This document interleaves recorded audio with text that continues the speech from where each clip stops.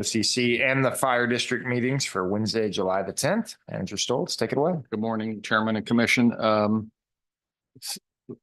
Stephanie and Nicole are out, so I've got the county announcements here. They're going to talk about voter registration.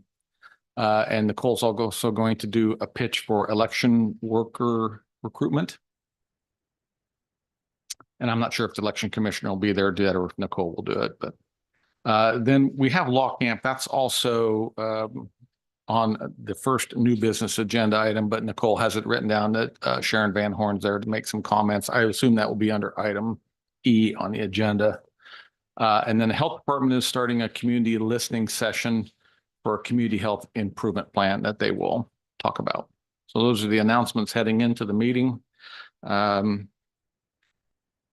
The agenda, we have one appointment we have one proclamation for pretrial probation and parole supervision week, corrections proclamation. We have one appointment to Commissioner Dennis's, his appointment for Sedgwick County Advisory Council on Aging and Physical Disability. Then Sharon is there to talk about law camp participation. And I know several of you made it out there and it was quite an event. So she will give a presentation under new business item E. I'm going to have Daniel talk about item F. That's a pretty straightforward benefit district creation. And I think it's all borne by the users out there. Daniel, can you talk about that? Sure can. All right. So Four Oaks subdivision in the road out there. The residents have been asking for a special assessment for a while, and they just haven't been organized enough to get it done. But there is pretty wide support for the benefit district. This is located off of 127th Street East between 37th Street North and 29th Street. There are 8 residents along Four Oaks, and 6 of the 8 have signed the petition. 6 of the 8 properties have signed the petition. And when we met with the residents out there, there really wasn't much opposition to it. So I didn't really receive much feedback from those that did not sign. Scott is here. Item G is a conditional use request. He's going to brief you all, I think some today, and I think Commissioner Dennis on Monday. And he's here if you want to talk about it now, but that's item G. The county brand policy is item H. I think that's ready for prime time now. We've Nicole and her team reached out to all of the different kinds of things we have in the county. We have rural offices and a sheriff and fire department, and I think everybody's now set on the branding policy. So that's coming back as item H. Nicole will present that. Item I and J are budget items. I'll present the recommended budget under item I. It will be a general presentation. It will be inclusive of fire budget within that discussion. However, there will be a separate item on the fire agenda to set the revenue neutral rate exceeding. Item J, Lauren will present. That is you will set the maximum property tax levy to fund. So this is the most dollars after you vote on this that we can spend in the 25 budgets, what's important. And she'll also provide a notice of intent to exceed revenue neutral rate, as she has done the last couple of years. And Tom, can I jump in on one thing on that? I'm sorry. Okay. In addition to a maximum levy, it also sets the maximum amount of spending so that going forward, this commission, no matter what happens in the following weeks, cannot exceed the 563 million that is included on the county side of the budget. So it's not just the levy that you'll set the max, but also the spending. Sorry. Thank you. Thanks, Lindsay. Questions for Lindsay while she's on? Item K is Board of Bid and Contracts, and then we hit into consent items.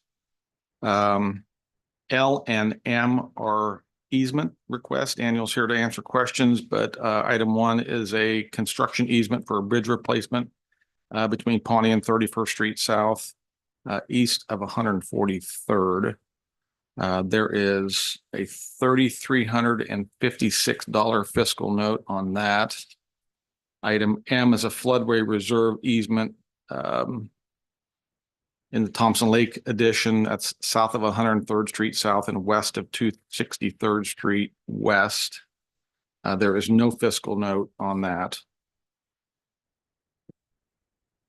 Item N is a resolution adding some township roads in the Garden Plain Township. I believe this is new development. These are new public roads that need designation.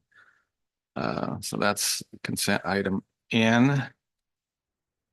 Item O are the annual Senior Care Act vendor contracts and all of their 17 vendors. It's listed on page 94 of your backup if you want to look through the list.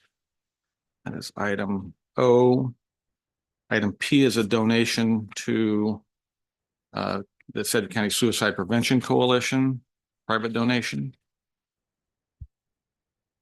Item Q is just language cleanup on the social media policy to change the name, the title name of the social media coordinator to communications coordinator. That's just some cleanup. And then item R, I want to spend this little bit of time with because the treasurer is here. It is a reclassification in a position in her shop that was on the agenda a couple weeks ago. We pulled it so we could get her here. If there, I think there was some questions from Commissioner on the need for that, and Brandy's here to talk about that. And Brandy, you can just come up and grab a chair anywhere here, Tanya's chair, wherever. There's a mic, and maybe kind of talk through this. And then Lindsay's also still on if there's any fiscal question regarding how this would be paid for. And it's just a couple thousand, but still, Lindsay can talk through the financial side of that. So welcome, Treasurer. Good morning. So what we're wanting to do is we have 2 title approvers currently in our office, and we've always had 2 title approvers since I've came in. So I'm going on year 3 in there. We always have an issue of trying to keep our titles up, getting them out in a timely fashion. We're several weeks out and getting them in. So you come in, you do title work, and then it goes to our approvers who have to review everything to make sure that all the documentation is there. We've filled out the title correctly. If there's a lien holder, we make sure that we put a lien holder on that title. And we just do a thorough review of it before it gets sent to the state. So then you then get the title in the mail. And right now that process we're several weeks out. Even sometimes we get to be a month out. So I've done a lot of reorganization in the tag offices. And my next step is now looking at my title approving department and how do I get this to be where we get titles out in a timely fashion. So I have 2 title approvers in there right now. What I would like to do is take a clerk position, which is a grade 52, and make it a supervisor grade 54 position. So that way I have another person in there, gives me 3 staff in there, but it's a supervisor. So that way they're overseeing the 2 positions that are currently in that department. Like I said, we're processing anywhere between 450 to 500 titles a day in the tag offices. The 2 ladies that are in there right now can review about 330 titles a day. So we are constantly behind. We have allowed some overtime. And since March 30th, when I submitted my report to HR for this request, we had already spent $5,400 in overtime. I ran the numbers again today, and since March 30th through today, we have spent $9,700 in overtime for this position. The difference between the salary from a grade 52 to the grade 54 that I want to reclass it is $3,500. So with what I've spent so far in overtime, I could put 2 more people in there, but I would like to put a supervisor in there to oversee this and get this out. There's times where if we don't have the titles correct, the county could be liable to purchase a vehicle if we don't put a lien holder on that vehicle. And that has come back, and luckily we've been able to, that's happened a couple times, but luckily we've been able to reach out to the customers and they've brought in the documentation needed so that way we could get the lien holder added correctly and we didn't fall into that category. But I think this would just help us be a little bit more efficient in there, oversee it, and that's my request. Okay, thank you, Brandon. Commissioner Howell? Thank you, Chairman. Just to clarify, please, does fee fund cover this cost or is this done through property tax? It is currently being done through the tag fund. But as you know, for the last 2 years, because of the the funding or the way the fees are collected, those fees haven't increased in over 30 years. So the county has come in and subsidized with property tax for the last 2 years. Is the money within the office, is it fungible? In fact, if you wanted to do this and we authorize that change, could you pull the money from another tag clerk, for example, and move the position over? So there's not additional money being spent. We're not increasing the budget that way. We're simply authorizing the position so you can move the money from one position to the other. Well, it's a $3,500 difference. So I have a grade 52 position that's vacant at the moment. I want to move it to a grade 54, which is a difference of $3,500.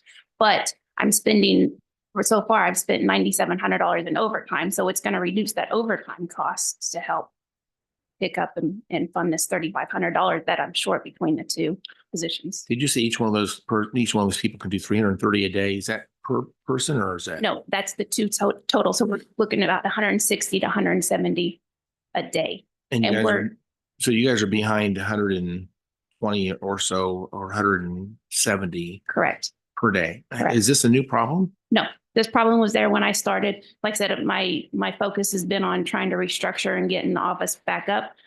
This is just my next step in the restructure of getting things running more efficiently. They're falling behind 120 a day. That would be piling up to a Yes, huge amount. I mean, how do you get caught up? I mean, we authorize overtime. And when we authorize overtime, we have most of our supervisors come in and because we allow the supervisors to do title approving work. We don't just let a regular line clerk because it's their work we're approving. So we allow the supervisors to come in to help review that work.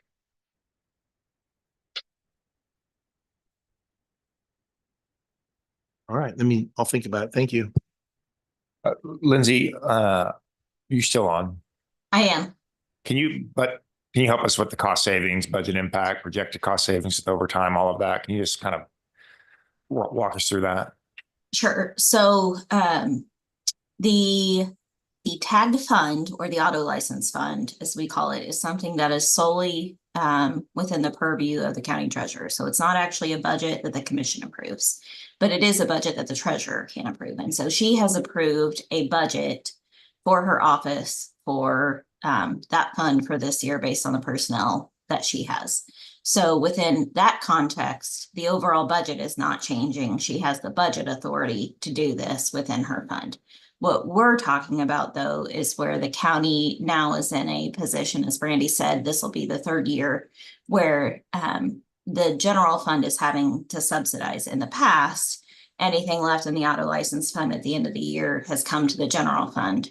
Well, now it has flipped and now the county general fund is on the hook to subsidize the operations of the auto license fund. So what happens is at end of year, based on whatever expenses have actually occurred versus whatever revenues have actually come in from those fees, which as Brandy mentioned, have not been enough to keep up with the costs of personnel increases and service increases.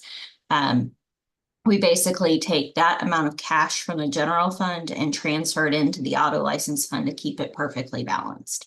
And so what we are expecting so far this year is over $600,000 that we think we will need to do. Now, this would add roughly $3,500 just based purely on the difference between a grade 52 and a grade 54 for this much of the year. But frankly, within the scope of all of that overall amount, it's fairly negligible. Also, as Brandy is saying, if she can avoid some of those overtime costs by doing this, there actually might not be a fiscal impact that we truly see from allowing this position to be bumped up. Now, if we want to have a conversation about trying to reduce that subsidy, that's a whole other conversation. But that's the scope of this particular position. Does that answer your questions, Chairman? It does, yeah. You're suggesting that, thank you for the number, 600,000 is what will be subsidizing out of the general fund estimated for the auto license fund. We're the last county to have to do that, is that correct? The last county of the 105, yes. And this is the fees haven't increased in over 30 years. 30 Is that what you years. said? Okay. Interesting. And Brandy, oh, sorry. Wait, go ahead, I was Lindsay. gonna ask Brandy if she could talk about, I know her Treasurers Association has been working hard the last couple of years to try and get some legislative changes And I don't know if now would be just a quick and easy time to talk about some of those things, because it's not just as simple as changing the dollar amount that we charge when somebody walks in the door. It can be anything as much as trying to charge fees when they do work online, or even changing how much money the state keeps of their fees. So would you be able, I know I'm kind of putting you on the spot, would you be able to speak to that a little?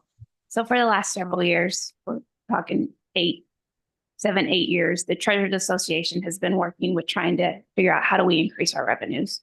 They've worked with state legislators to try to get the statutes changed to increase those fees. They've always fallen short. We thought we were really close this, not this last session, but the session before. It fell short in the Senate, and it didn't go anywhere this last session. So they've talked with the governor to see if it could possibly be added to KDOR's budget, so that way they could turn around and reimburse the county treasurers for what their shortfall was. That didn't go anywhere. That never got any traction. So we're trying to figure out ways, working with KDOR, working with governors, working with legislators, trying to figure out how can we increase fees or get the treasurers more money. And quite frankly, it's just, we're kind of on the back burner and we're not the primary focus. The revenues expenditures have increased and outpaced revenues. What is driving the expenditure increase? For my office, That makes in specific, it's the payroll compensation. Yep. Go ahead. Thank you, Chairman. So in years past, we have changed what we consider to be a satellite fee and things like that. Do we charge a facility fee or some location fee now when they do their transactions? We do. So the max per statute that we can charge is $5. Sedgwick County charges $5 facility fee, but that is only charged if you walk into our office. So when COVID hit, the encouragement was stay at home, do your tag work online, do your renewals online, so you're not coming in the office. Well, if it's online, I can't charge a facility fee. If they mail in their information, I can't charge a facility fee per statute. So we've even talked about that with the legislatures, and they don't look at that. I've been keeping track as far as how much I'm losing in facility fees by the number of people doing online transactions or mailing in. And this year so far, I've lost $432,000. Most years I'm losing about $1 million just in that lost facility fee. So even if if the treasurers could work with the state to, like I said, $5 is max. If I could even get half of that through the mail-in fee or get something changed, that would help significantly. But like I said, we've put a lot of options out there, and nothing gets traction, and we don't move anywhere. Has our costs changed in the last number of years? I know we went from 4 offices to 2, and I know now we're doing some stuff remote work at Park City and Derby. Mm-hmm. So how have our costs changed considering some of those changes? So Park City and Derby, they don't charge us anything. So the only cost that we had there was getting the equipment to get set up, and the cost ran us about $5,000 per office. But the Park City and Derby do not charge us a fee to operate out of their office. We have the Kellogg Tag office, and that's running about $250,000 in lease payments per year. I'm open to have a conversation about if we can try to get out of that lease and maybe go down to a single facility, since I'm trying to go to satellite offices where they're not charging me a fee. Since you bring that up, we are working with the state again to go out to West Kellogg, and we'll be at Tyler's driver's license office. And we've got an MOU so we could start now. Our plan is towards the end of July, open a satellite location in that office. I just haven't announced that to you guys yet, but there you go. But that's a free option too. And each of those satellite offices, we're seeing about 30 people a day in those offices, which will help reduce some of that traffic that's going into the regular tag offices. So I'd like to have a conversation about the Kellogg office. If you don't at mind, one point. Commissioner. So would you be encouraged to have that conversation about that lease? Is that something you would want to Yes, chat? Okay. I am open to that. Well, let's schedule that and get that conversation going. We're locked into what year right now that we know of? I believe it's 2026. I think that's an option.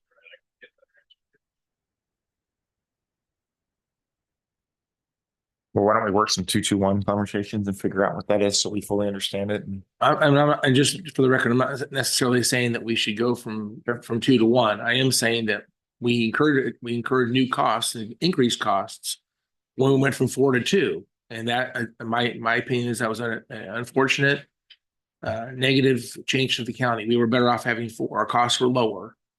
And if we could go back to that lower cost and having better service by having it distributed across the county, that's better for the people. And I think we need to have that conversation too. So I'm not trying to get this down to one side. I'm not saying that's the right answer. I think we need to have a discussion about that the East Kellogg is too expensive, in my opinion. And unfortunately, we weren't part of that conversation at the beginning. Neither were I'd you, like to be Brian. part of the conversation this time. That was, yeah. This is before your tenure. This was before my tenure, and that's what I came into. And I think when I first got here, that was one of the first things I talked with legal about was that Kellogg lease. Well, again, this last time the executive of the office decided they could do this without commission or community input. And that's what was happening. That's what happened. So, I feel like this idea of going back to the legislature deal with these fees is an urgent issue because property taxpayers should not have to do this. If Dave Dennis was here, that's what he'd say. And I agree with him. But the long-term part of this is we've increased our costs, not because of you, not because of us, but they have gone up, and that's unfortunate. There is a better way to do this for at least a little bit less money. Well, and on top of that, the state continues to add more things that the treasurers are now responsible for doing. So now we've got possessory liens. So that was a new item we had to take on this year. So we continue to get more work from the state, but no increase in pay for it. Interesting. Okay. Randy, thanks for coming. This is Yeah. really, really helpful. Very good. Thank you. Thank you, Lindsay. Okay, all other items on the general agenda are routine. And the fire agenda has just one item of new business. Lauren will present the same thing regarding maximum property tax levy and expenditures and the revenue neutral rate establishment. And then the consent items on there are just the same policies that we discussed on the other agenda. So that is it. I think there is an executive session. We have a couple of real estate things to talk about, but. Okay. The executive sessions on the county side, not fire district side. On the county side. Okay. Any other questions? All right, Chief's here. Anything? Think we're good. Okay, thank Okay. you. Have a good weekend. Hey, Doug.